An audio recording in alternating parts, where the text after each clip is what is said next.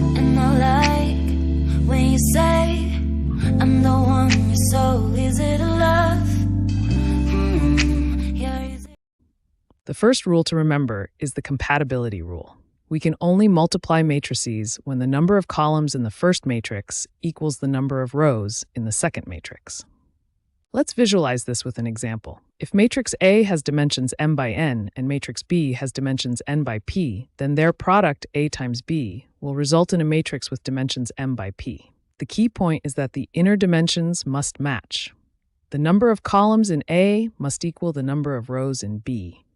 And the resulting matrix takes its dimensions from the outer values, the rows of A and the columns of B.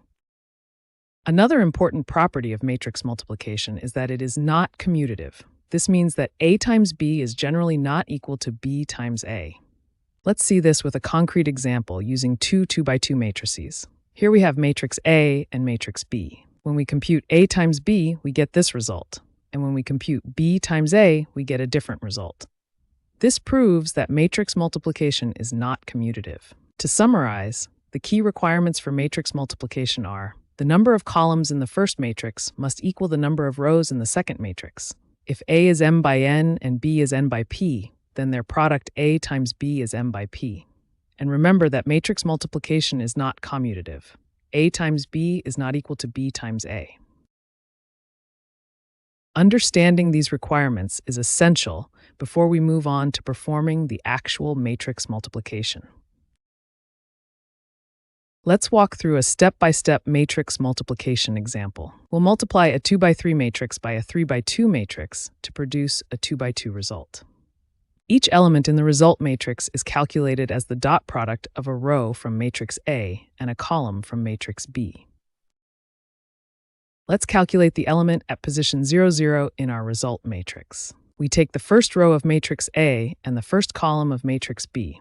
The calculation is 1 times 7 plus 2 times 9 plus 3 times 11, which equals 58. The result, 58, goes in position 0, 0 of our result matrix. Next, let's calculate the element at position 0, 1. We take the first row of A and the second column of B. The calculation is 1 times 8 plus 2 times 10 plus 3 times 12, which equals 64.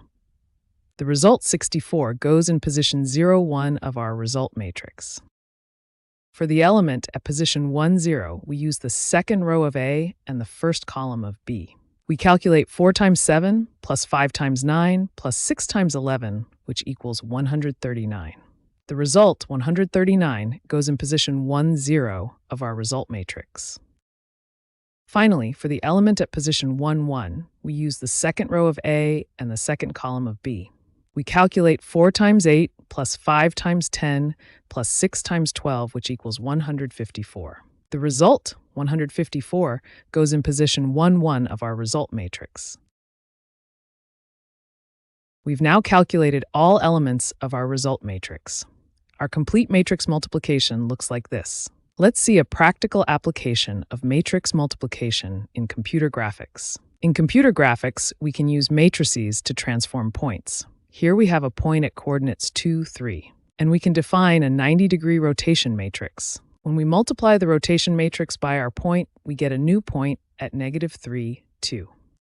We can visualize this transformation as a 90-degree rotation around the origin. This is just one example of how matrix multiplication enables transformations in computer graphics, robotics, and data science.